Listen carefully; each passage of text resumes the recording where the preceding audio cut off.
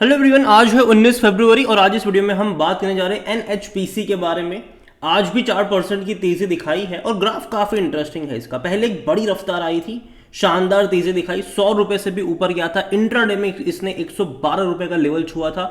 बाद में कुछ टाइम का करेक्शन बना था, कुछ टाइम ये इसी लेवल के आसपास था और तब मैंने कहा था कि अब यहां से गिरावट की शुरुआत हो सकती है। जब तक नतीजे ना आए तब तक एंट्री मत करना। और देखा जाए तो जैसे ही रिजल्ट आए एक ही दिन में ये गिर गया था और तब भी मैंने कहा था कि यहाँ पर मौके बन सकते हैं 80 रुपए के आसपास। और एक्चुअली मैं गया भी था इंट्राडे में और अच्छी खासी तेजी वहां से देखने को मिली है और दोबारा ये कोशिश कर रहा है उसी लेवल पर जाने की जहां से इसने गिरावट दिखाई थी। और चांसेस है भी सही कि वहां से पहुंचता हुआ ये आपको नजर भी आ सकता है बहुत जल्दी, 3 डिजिट में ये आपको देखने को मिल सकता है। एनएचपीसी के बारे में अगर बात करें तो 97 रुपीज़ का शेयर ज़रूर है। आज अच्छी खासी रफ्तार इसने दिखाई और जो तेज़ी की सबसे बड़ी वजह है वो है भाई साहब आज में इस कंपनी को लेकर आई हुई एक बड़ी खबर। और जो खबर है वो पीएम मोदी से जुड़ी हुई है। आज देखिए एनएचपीसी में 2% की तेज़ी, हालांकि तेज़ी उससे ज़्यादा ही देखने को मिली। एज पीएम मिनिस्टर, जो मतलब प्राइम मिनिस्टर जो हमारे नरेंद्र मोदी है, उन्होंने इनॉग्रेट किया है बीकानेर का जो सोलर पावर प्लांट है उसका इनॉग्रेशन यहाँ पर हुआ है एनएचपीसी का, और जिसके चलते कह सकते हैं कि बड़ी तेजी है। यहाँ पर देखेंगे तो एनएचपीसी में तेजी आई क्योंकि जो प्राइम मिनिस्टर मोदी है उन्होंने फाउंडेशन लेड किया है यहाँ पर तकरीबन 300 मेगावाट का जो सोलर पावर प्लांट है राजस्थान में, उसको सेटअप यहाँ पर होना है। और ये बड़ी बात है, बड़ी बात है। और according to the filing the project is being set up by NHPC under the government of India CPSU scheme phase 2।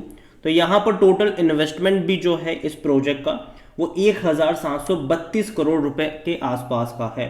और ये जो प्रोजेक्ट जो कमीशन होना है वो सितंबर 2024 तक ये कमीशन भी हो जाएगा। तो एक बहुत बड़ा प्रोजेक्ट कह सकते हैं कि एनएचपीसी स्टार्ट करने जा रहा है। और देखो ये अच्छी बात है, ठीक है। जो कंपनियां अगर काम कर रही, बेहतर काम कर रही है, तो कहीं ना कहीं आने वाले टाइम में देखो जो पावर सेक्टर है वो डेफिनेटली बहुत बड़े पैमाने पर फोकस में रहने वाला है। और खास करके वो कंपनियां जो भाई साहब सोलार में है, जो रिन्यूएबल एनर्जी में है, चाहे वो विंड की बात करें, सोलार की बात करें। यहाँ पर एनएचपीसी अगर आप देखोगे तो जनरली उसका आपको बहुत बड़े पैमाने पर हाइड्रो इलेक्ट्रिक प्रोजेक्ट आपको इनको देखने को मिलने वाले हैं। लेकिन इतना ही नहीं, कंपनी जो है वो उसके अलावा और भी कई सारे प्रोजेक्ट कर रही है और जिनमें से अपने आप को ये डाइवर्सिफाई भी कर रही है सोलार और विंड एनर्जी में। सोलार में भी अगर आप देखोगे तो वहां पर है और विंड में भी देखो तो वहां पर भी है ये कंपनी। तो ये एक अच्छी बात है कि सोलार की अगर मैं जहां तक बात करने जाऊँ इस कंपनी को लेकर, तो तमिलनाडु में भी इन्होंने इंस्टॉल करा हुआ है और 50 मेगावाट की कैपेसिटी है ये। और यहाँ पर रूफटॉप सोलर भी इन्होंने जो वेरियस एनएचपीसी लोकेशंस है जहाँ पर इंस्टॉल करा है। लेकिन ये गुजरात का प्रोजेक्ट काफ़ी बड़ा यहाँ पर होने वाला है। और जहाँ तक बात करी जाए इस कंपनी में एक और की विंड पावर की, तो देखो यहाँ पर अभी शुरुआत है, तो ठीक है। तो अभी धीरे धीरे कैपेसिटी कम है और वो राजस्थान में है। 50 मेगावाट की कैपेसिटी है ये। अब 300 मेगावाट की कैपेसिटी के साथ अगेन सोलार में आ रहे हैं, तो धीरे धीरे ये अपनी जो कैपेसिटी है उसको सोलार और विंड में बढ़ा रहे हैं। हालांकि हाइड्रो में तो ये है, यहाँ पर अगर आप जाओगे तो भाई साहब बहुत सारे इनके टोटल कैपेसिटी अगर आप देखो तो कई सारे हैं यहाँ पर अलग अलग स्टेट्स में। 7,000 से 7,000 मेगावाट से भी ज़्यादा की कैपेसिटी है यहाँ पर। और जाहिर सी बात है कंपनी जो है वो अच्छा काम तो कर ही रही है और कहीं ना कहीं जो कंपनियां पावर सेक्टर से बिलोंग करती है उसका फ्यूचर ब्राइट माना जा रहा है। और जहां तक आज वॉल्यूम भी देखें तो भाई साहब 8.5 करोड़ से भी ज़्यादा के शेयर्स ऑलरेडी यहाँ पर ट्रेड हो चुके हैं। बड़ी क्वांटिटी में यहाँ पर ट्रेडिंग चल रही है। और देखो सरकारी कंपनियां फोकस में हैं और खास करके वो सरकारी कंपनी जो भाई साहब पिछले कुछ टाइम से अच्छा कर भी रही है। और जहां तक एनएचपीसी के बारे में देखें तो according to Moneycontrol user 86% लोग कह रहे हैं खरीदारी करो, 14% लोग कह रहे हैं बेच और भाग जाओ यहाँ से। कंपनी में अगर आप इनके डिविडेंड के बारे में देखें तो भाई साहब अच्छा खासा पे करने वाला है। 1 रुपये 40 पैसे का डिविडेंड ये पे करेगा, अभी इन्होंने अनाउंस करा है। और जिसके पास एनएचपीसी के 22 फरवरी से पहले शेयर्स होंगे उन सबको पर शेयर 1 रुपये 40 पैसे का डिविडेंड जो है वो यहाँ पर मिलने वाला है और उसके बाद नहीं मिलेगा, ठीक है। लेकिन हाँ 22 फरवरी को अगर हम देखें तो ये आपको एक मतलब इतने की गिरावट दिखा भी देगा, ठीक है। जितना डिविडेंड है उतनी मतलब एडजस्ट हो जाएगा ये उस दिन। और जहाँ तक बात करें इनके नंबर्स की, तो देखा जाए तो क्वार्टरली अगर आप नंबर देख रहे हो तो अभी लास्ट क्वार्टर के नंबर उतने अच्छे नहीं थे जिसके चलते थोड़ा बहुत डिक्लाइन हमें देखने को मिला। आप देखिए यहाँ पर कितना कम इनका रेवेन्यू हुआ है इस बार। और सेम चीज़ प्रॉफिट को लेकर भी अगर आप देखोगे तो वहाँ पर भी थोड़ी बहुत दिक्कत आई है। जो इससे पहले के क्वार्टर में भाई साहब खूब पैसा इन्होंने कमाया था तो कम हुआ है। और यही वजह है कि जब नतीजे इनके आए एक ही झटके में 16% ये गिरा था। और उससे एक दिन पहले SJVN के नंबर्स आए थे जो और भी ज़्यादा ख़राब थे, तो मॉर्निंग में ऑलरेडी 8-9% गिरा हुआ ही था। जैसे इनके नंबर्स आए 15% गिर गया ये उसी दिन। और जहाँ तक इनके वैल्यूएशन के बारे में बात करी जाए तो 25 का पी है, सेक्टर पी 31 का है। अभी भी ये महंगा नहीं है, लेकिन जिस दिन इसका पी रेशियो सेक्टर पी के बराबर चला गया तब डेफिनेटली कह सकते हैं भैया तो अब ये महंगा हो चुका है। और शायद वो लेवल मुझे लगता है कि 120 रुपये के आसपास का हो सकता है। अगर वहाँ चला गया तब आप इसको महंगे वाली कैटेगरी में डाल सकते हैं। जब तक वो इससे नीचे है मेरे हिसाब से मौके बन रहे हैं यहाँ पर। 50% एनालिस्ट कहते हैं खरीदारी करो। जहाँ तक इनके फिनेंशियल्स भी अगर हम देखें तो लास्ट क्वार्टर में डेफिनेटली थोड़ा बहुत डिसअपॉइंट करा ज़रूर इसने, लेकिन फिर भी मुझे लगता है कि नंबर्स उतने भी बुरे नहीं हैं। हालांकि पिछले एक्चुअली में बुरे तो है ही, डेफिनेटली बुरे हैं, लेकिन दिसंबर में जैसे कि हम सब जानते हैं कि वेट कंजम्पशन मतलब कम होता है। इनके जो असली नंबर्स अब आएंगे वो मुझे लगता है कि जो मार्च और जून के नंबर्स होंगे वो देखना इंटरेस्टिंग होगा कि किस तरीके से होते हैं। और जहाँ तक देखो मैं मानता हूँ कि आने वाले टाइम में जो रेवेन्यू है और प्रॉफिट है वो बढ़ना चाहिए पावर कंपनियों के। रीज़न ये है कि जो पावर कंपनियाँ हैं, जो बड़ी पावर कंपनीज़ हैं, वो अपनी कैपेसिटीज़ को बढ़ा रही है। जो पुरानी कैपेसिटीज है वो तो इनकी चल ही रही है, ठीक है। इसके अलावा और नई जो इनकी कैपेसिटीज़ है उसको ये लोग बढ़ा रहे हैं। और दूसरी बात ये है कि गवर्नमेंट देखो जिस दाम पर आज से 2 साल 3 साल पहले बिजली बेचते थे, आज उससे 40% ज़्यादा महंगी बिजली मतलब अभी के टाइम पे बेची जा रही है।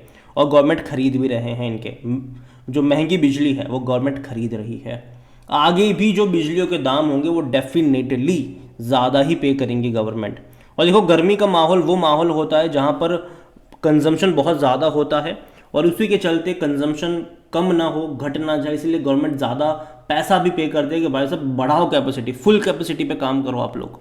यहाँ पर अगर हम शेयर होल्डिंग के बारे में देखने की कोशिश करें तो प्रमोटर की 70.95% की होल्डिंग है, लेकिन हाल फिलहाल में प्रमोटर ने अपने तकरीबन 3.5% का स्टेक बेचा ज़रूर है, तकरीबन 66 रुपीज़ पर शेयर के हिसाब से। लेकिन अच्छी बात यह है यहाँ पर कि इंस्टीट्यूशंस की जो एंट्री है ना, इंस्टीट्यूशंस की जो होल्डिंग है वो बड़ी है। यहाँ पर आप देखिए यहाँ पर 8.17% म्यूचुअल फंड्स लेकर बैठे हैं, 5.25% डोमेस्टिक लेकर बैठा हुआ है, 7.38 एफआईएल्स के पास है। तो जो इंस्टीट्यूशंस का जो पार्टिसिपेशन है वो मुझे यहाँ पर काफ़ी अच्छा लगता है। रिटेल पार्टिसिपेशन अभी भी कम है, यहाँ पर 4.45% है और अदर पार्टीज के पास 3.81% का स्टेक है। तो रिटेल पार्टिसिपेशन अभी भी यहाँ पर कम है, जबकि इंस्टीट्यूशंस यहाँ पर और भी बड़े पैमाने पर देखने को मिल रहे हैं। देखिए NHPC को लेकर मैं एक ही चीज़ कहूँगा कि मुझे कंपनी खराब नहीं लगती है। जब 100 पे था तब डेफिनेटली मैंने कहा था कि खरीदारी के मौके नहीं है, लेकिन अगर मान लीजिए कि यहाँ से 20% की गिरावट आती है तो मौके बनेंगे। और 112 रुपये पर गया था ये, और डेफिनेटली उस लेवल से कंपेयर करो तो 20% से ज़्यादा ही गिर गया था। मौके यहाँ पर डेफिनेटली बनते हुए नजर भी आए। और अगेन मैं कहूँगा कि बाय ऑन डिप्स के मौके यहाँ पर बन सकते हैं। बहुत जल्दी आपको 3 डिजिट के ऊपर जाता हुआ नजर आ सकता है। लेकिन हाँ अगेन मैं कह दूँ वहाँ पर कि फिर 110-120 रुपये का जो लेवल होगा वहाँ पर कुछ टाइम बिताएगा ज़रूर ये, या फिर हो सकता है कि थोड़ा बहुत करेक्शन भी दिखाए। उतना ज़्यादा मेजर करेक्शन मैं एक्सपेक्ट नहीं कर रहा हूँ। अगेन मैं कह दूँ ये सिंपल होगा। तो अगेन मैं इतना ही कहूँगा कि लॉन्ग टर्म के लिहाज से यहाँ पर बने रहना चाहिए। एटलीस्ट अगर आप अभी यहाँ पर इन्वेस्टेड हो तो जून तक तो मुझे लगता है कि कोई दिक्कत नहीं आनी चाहिए, क्योंकि अगले महीने से, इवन इस महीने के एंड से ही हम सुनेंगे कि गर्मियाँ इतनी बढ़ रही है, इतनी बढ़ रही है, यहाँ पे इतना टेम्परेचर हो गया, वहाँ पे इतना टेम्परेचर हो गया।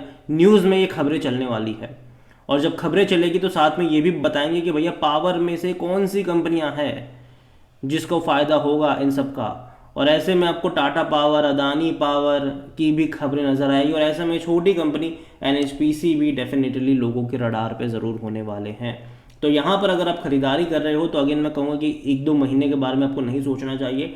एटलीस्ट यहाँ से 4-5 महीने का जो आपको ओवरव्यू है वो लेकर चलना चाहिए। पोटेंशियल ज़रूर है कि आने वाले 4-5 महीने में ये अच्छा खासा पैसा बनाकर दे सकता है। अगेन मैं कह दूँ ये कोई मेरी बाय रिकमेंडेशन नहीं है, ये मेरा मानना है, बाकी मर्जी आपकी है। वीडियो को यहीं पे एंड करूँगा। पसंद आया हो तो लाइक करें, शेयर करें। चैनल पर अगर पहली बार हैं तो प्लीज़ सब्सक्राइब करें। और NHPC के बारे में आप क्या सोचते हैं वो भी आप मुझे कमेंट में लिखकर बता सकते हैं। इसके अलावा अगर आप चाहते हैं कि मैं किसी और पावर कंपनी के ऊपर भी एक डिटेल वीडियो बनाऊँ तो कमेंट में उसका भी नाम लिखिएगा। जितनी ज़्यादा कमेंट आएगी उतना ही जल्दी वीडियो आएगा। Thank you.